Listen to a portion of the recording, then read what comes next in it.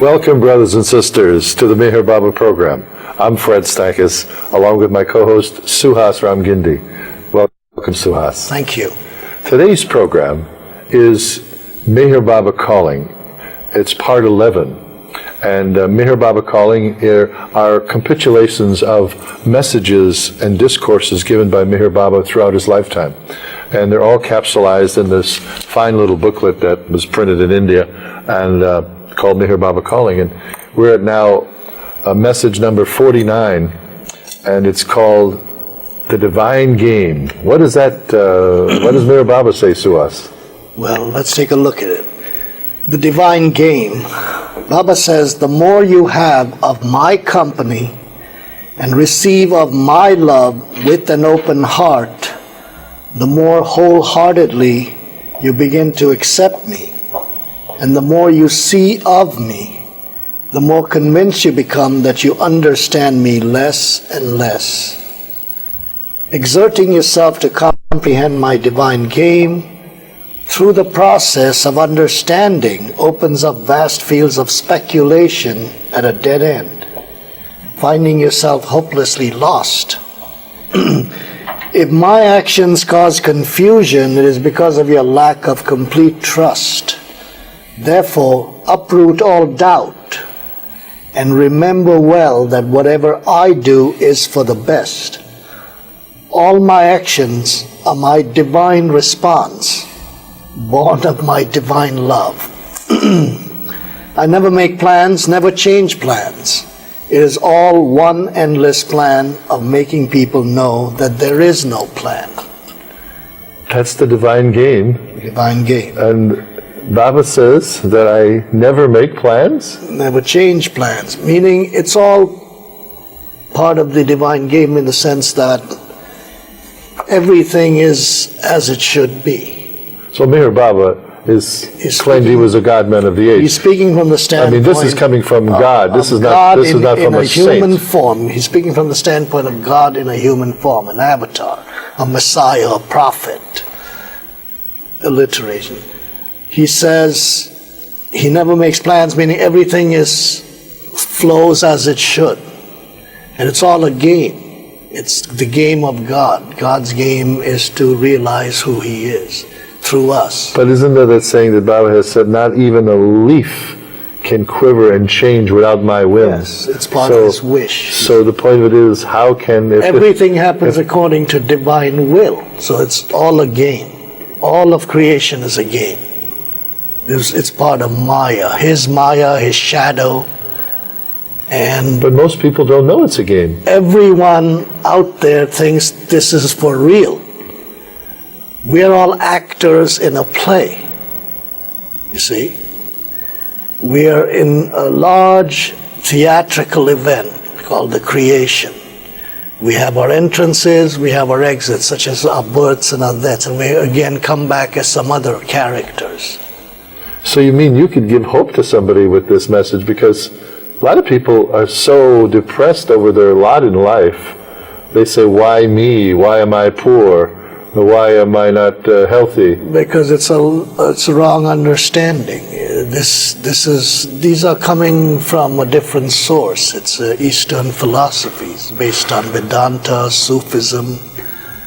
And so it's a little bit different than Western religions, which are more, how would you say, strict. So do you think if a person's assumed an attitude daily that life is a game, that even though they may not at first believe it, start living that, perhaps a different mental attitude can start to come about, where a person will look upon himself objectively. A change in consciousness would take place. Once a person begins to accept that there is something more in life than just what he's going through. In the sense that what you see is not actually for real. It is there, it is real, but there's something beyond this, on a larger sphere. And that's what Baba is talking about. There's more to it than just what you see here through your senses. There's something deeper than that. And that's why he says, I never make plans, never change plans. It's all one endless plan of making people know that there is no plan. There is no plan. Meaning even they say the best laid plans go awry. So there's a I think... Well, in this next message, in message 50 from Meher Baba Calling, it's gain knowledge eternal. And it says knowledge, self-realization, uproots illusions, doubts, and worries. And apparent sufferings are instantaneously replaced by everlasting peace and eternal bliss. So that almost gives an answer to the question I made. Why would a person want to, But until self-realization is gained, then it's still an illusion. Right. And then it says, replaced by everlasting peace and eternal bliss, which is the goal of existence. Do not hope, because this knowledge is beyond hoping and waiting. Do not reason, because this knowledge cannot be comprehended or thought of. And do not doubt, because this knowledge is a certain of certainties. Do not live the life of the senses, because the lusty, greedy, false, impure minds cannot reach this knowledge. Love God as the soul of your souls, and in the height of this love lies this knowledge. Why is it so difficult to find God? It is because you are looking for something you have never lost. And I love in this message here, it says, do not live the life of the senses, because the lusty, greedy, false, impure minds cannot reach this knowledge. Love God as the soul of your souls, and in the height of this love lies this knowledge. So you can basically be you don't have to be an intellectual to gain this love. If you love God, suddenly you may be very wise. Well, what's a good example? What was that saint, Sri Ramakrishna? Sri Ramakrishna. Sri Ramakrishna. A perfect master of Calcutta? Yeah, they say he was from sort of a background of, I don't know if he was that educated, but... He was. He came from a very he was? well-to-do family. Oh, he was educated. But he gave that all up. But there was some saint that apparently, I don't know, I'm confusing, that wasn't educated at all, but when he got illumination, he had all knowledge. So... That's all it is. It's not book knowledge.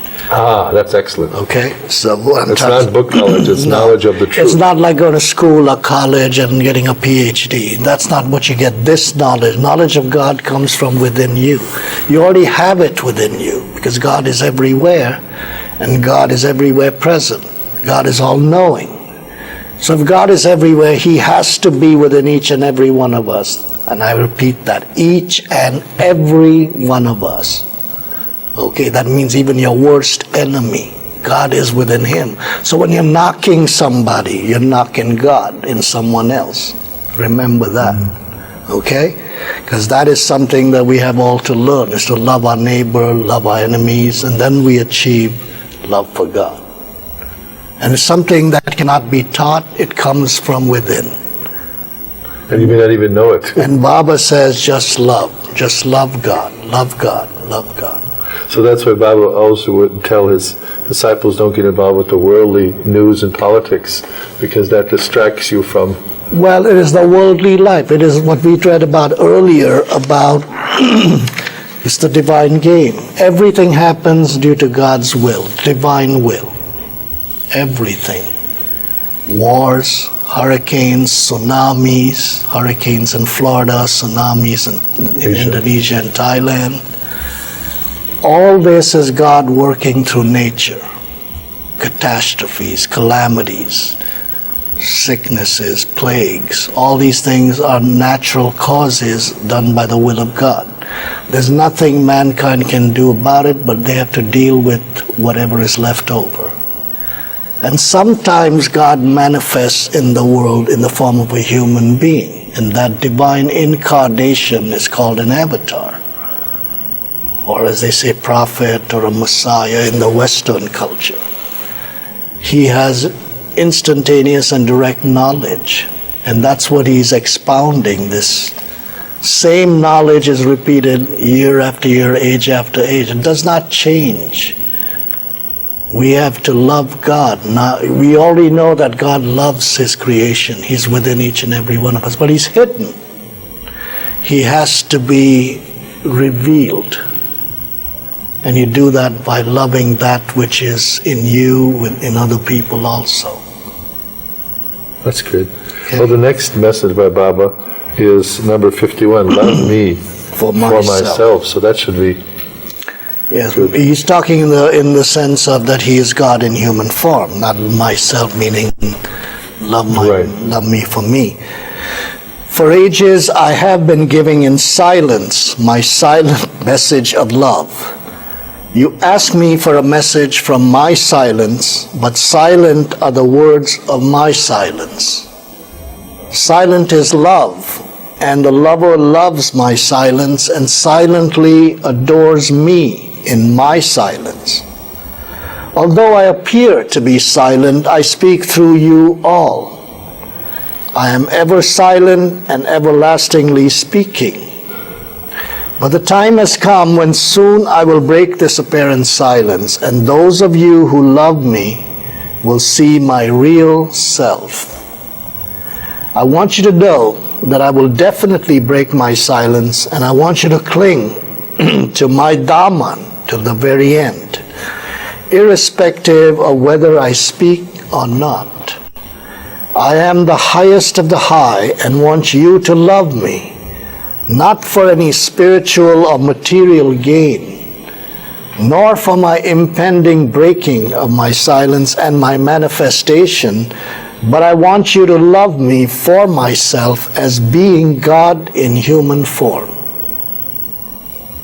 That's what he's trying to say is when he breaks his silence, those of you who love me or love God will see his real self. The real self is this effulgence, there's some kind of a aura that people saw in Baba, those who were near him. There was he had some kind of a light coming out of him. The people were drawn to him like flies to a candle, or moths to. For viewers that may be watching for the first time our program, Meher Baba is the same as Muhammad, Jesus, Buddha, Ram, Krishna, Zoroaster. Is that Well, Zoroaster, Ram, Krishna. right? So he is. The former avatars, the people who founded religious movements. So Meher Baba has he given a discourse saying that previous advents have happened, and he is now.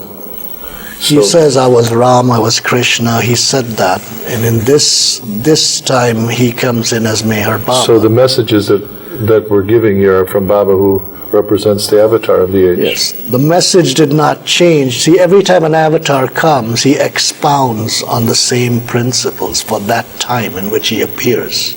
How come is it then that some religions, well, we know we live in the West. Religions were created by men. I know, but religions state that the only way to find the Christian path is only through the blood of Jesus Christ, or only through I am the way, the truth, and the life, and no man shall come to me. Sure. Come to me, because but through me. they are followers of that avatar, Jesus. He's no different in spirit than what Baba is, or Krishna, Ram, Muhammad. So what you're saying, if a person chooses that path, bless them. Yes, but if they follow that path righteously, honestly and sincerely. Baba said you can follow any of the religious. Also, Baba said you didn't have to change your religion. Baba did not want you to change your religion. He did not want you to change your uniform or your outfit or wear a particular kind of dress. He did not want you to get involved in rites and rituals. See, what religions become is they have certain rites, rituals, and ceremonies that if the feeling of love is not in there, love for God, then they become dry. You follow what I'm saying? They just become like the husk and not the kernel. You follow what I'm saying? Meaning, religion becomes dry if it's not practiced sincerely and honestly. You can get to the same place by following your own religion. For those of you who have not come in contact with Baba, yes, you should follow your own religion. And somewhere down the road, you will you'll come to the same place. But those of us who have come in contact with Baba and have felt his love, we should follow And there's Baba as there's the current avatar. And one could go to India to Baba's samadhi or tomb, Yes. which is a very sacred place, and He's buried. he's there. buried there. And he dropped his physical form on January 31st, 1969. He was born on February 25th, 1894, so he lived to be almost 75 years of age. And so there's pilgrimages to that site, by many people from all over the world. And I mean, I know for a fact that Catholic priests have gone there. I believe some folks from Israel went there. All over Australia, Spain, Europe. And now even I hear from one of his disciples who came last year, Pauji, he says even Chinese people are Chinese, coming. Asian folks. And they're all coming just, and Meher Baba basically is doing this because a lot of people are not doing it. These people are finding out, well, there's a lot of websites. You hit the word Meher Baba on the internet or avatar Meher Baba on the internet, and you'll get thousands of various sites, respecting various cities and talks and so forth. So Meher Baba, though, as you said, is one who is he's not forming a new religion. he said, I never came to found a new religion. Religion gets founded by people who start following an avatar and keeping his certain days in his life, like his birthday, the day he dropped his body, the Amar Tithi, the eternal date, that's January 31st and February 25. And if they keep doing those as a ritual, then they start forming some kind of a religious type of movement. But that's not what he came to start. He talks universally. And when his symbol was mastery and servitude. Mastery and servitude was a emblem that he created, and it's on his samadhi. It has the various faiths of the world around. And all the faiths, the largely known faiths, are represented by their icons or their symbols. But his mastery and servitude was to serve others. To serve others. Said, serve others, and the more you serve others, the less you think of yourself, and the more you forget yourself is when you find me. So it's called the effacing of the ego self. So it's good to do service work, I guess. One of the things he said, I remember reading about this in one of his biography, Lord Meher. He was talking to one of his early disciples, Shagan, when he was traveling towards the northern part of India, and he said that sometimes many people don't come in contact with the avatar in their lifetime. How they do that is they just love, and they love doing selfless service, and they keep doing that, and then they come in contact with a perfect master who is also on the same, is God-realized human being, who then takes control of their life and can alter some of the sanskaras or impressions and so on. But many people who have not come in contact with the avatar, Meher Baba or his masters and so on in their lifetime, if someone just goes and helps people, selfless service out of that character, he may come in contact with such a being. That was one of the discourses that he gave to this disciple. That it's not necessarily that people suddenly know that there's a master and they got to go see him. The master chooses you, in the sense that somehow you come in contact. He makes himself known. He can appear to people in dreams. He has appeared to some people in the past in their dreams, and they've been drawn to him. And the thing is, Meher Baba espoused that if a person has love in their heart, they don't necessarily have to be a practicing religious person. It could be an atheist. But if it's a good, if it's a good person who has genuine love for another, I mean, because God is in everything, so you have to have love for God. Love for God is the basis of all religion. Like you said earlier, if you can love your enemy as you love your own dear ones. Jesus said that, love your enemies. As you love your neighbor as you love yourself. The neighbor is not necessarily the guy who lives next door to you. It could be could be a person on the other side of the planet. Could be another human being, wherever. But most people seem to feel threatened and insecure to do that. But they're not practicing loving God. Loving God is the basis of all religion. So in other words, you're saying if you have a practice of loving God in your own way, you gain strength to face the world and then you can love others. Is that? You love God, but who is God? God in the abstract you can't see. So then when you have someone in a human form, you're able to focus on that ideal. That person has to meet your ideal. Whether it's Jesus, Ram, Krishna, Buddha, Muhammad, Zoroaster. Love God. And then if you can't love God in the abstract, not just going into a room and praying, that you have to be of service, because God exists in other people also. So by helping other people or serving somebody, you are serving the Lord. Just as when Baba came, he says, Mastering service, I served humanity. And he did. He served the poor, the needy. You've seen that on some of the films. Right. So. This next message is really special. Remember me constantly. And Baba says, I do not perform any miracles. Sorry. I do not change the circumstances at all, but there is one thing that is certain. My spiritual status is so high, so great, that if any man in any difficulty, in any corner of the world, at any time, remembers me with all his heart, the difficulty is immediately solved. That is not idle talk, it is a fact. I am the Lord of the universe and the slave of the love of my lovers. When you feel angry or get lustful thoughts, at once remember me wholeheartedly. Let my name serve the purpose of a net around you, so that like mosquitoes, the thoughts may keep buzzing around you, yet they will not be able to bite you.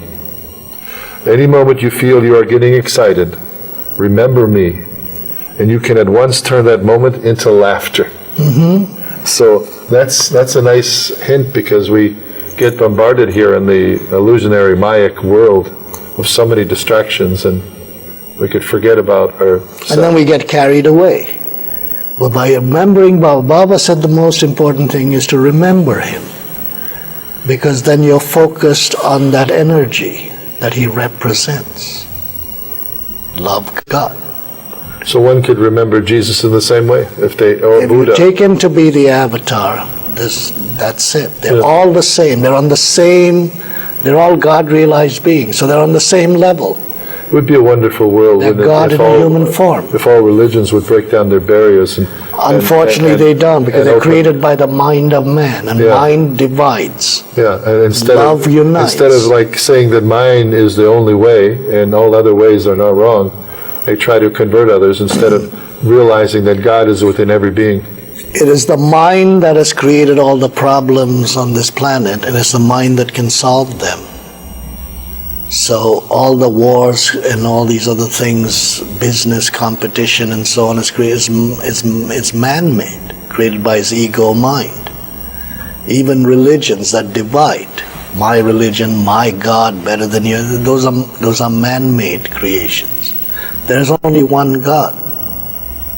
The avatars represent, or they're a reflection of this God in a human form. All the avatars are on the same level. So if you've never heard of Meher Baba and you believe in Jesus, but live your life that you love God. Don't say, I believe in Jesus, and then go and do something opposite to what you believe in. That's not loving God. Exactly. That's the same message that Well, Baba the gives. next message is sort of along the lines what you're talking about, is empty your heart of strangers. Well, this is one of the keys to what Baba's messages are. If you are convinced of God's existence, then it rests with you to seek Him, to see Him and to realize Him. Do not search for God outside of you. God can only be found within you, for His only abode is the heart. But you have filled His abode with millions of strangers, and He cannot enter, for He is shy of strangers. And He cannot enter, for He is shy of strangers. Unless you empty His abode of these strangers, you will never find God. These strangers are your age-old desires, your millions of wants, honesty in your dealings with others, will clear the strangers out of your heart. Honesty in your dealings with others will clear the strangers out of your heart. Then you will find him, see him, and realize him. The ego mind must meet actual death if God is to be seen and realized. Well, so that's one of the things. I remember Esfandiar said this: God cannot be known by a person because your heart's full of strangers, and these strangers are your age-old desires, your millions of wants. Unless you get rid of all that, God cannot enter this. Like he said, knock and the door will open. Jesus said, behold, I stand and knock on the door. I cannot enter there because you've got other things in there. Heart is clouded, cluttered. I can't come in. That's what it is. and so that comes through probably many, many ages and ages of experience and reincarnations. And as Baba said, there's only one life of the soul, but in the illusion we take forms, or like you could say they're dreams. And Baba says a soul goes through 8,400,000 births and deaths as a human being before he realizes the truth. So so we all have a long way to go, and I could see we're almost at the time of wrapping up the program. So this concludes part 11. So next week we'll have part 12. And as Meher Baba says, Suhas, don't worry, be happy in my love, and I will help you. thank you. Thank you, Jai Jai Baba. Baba.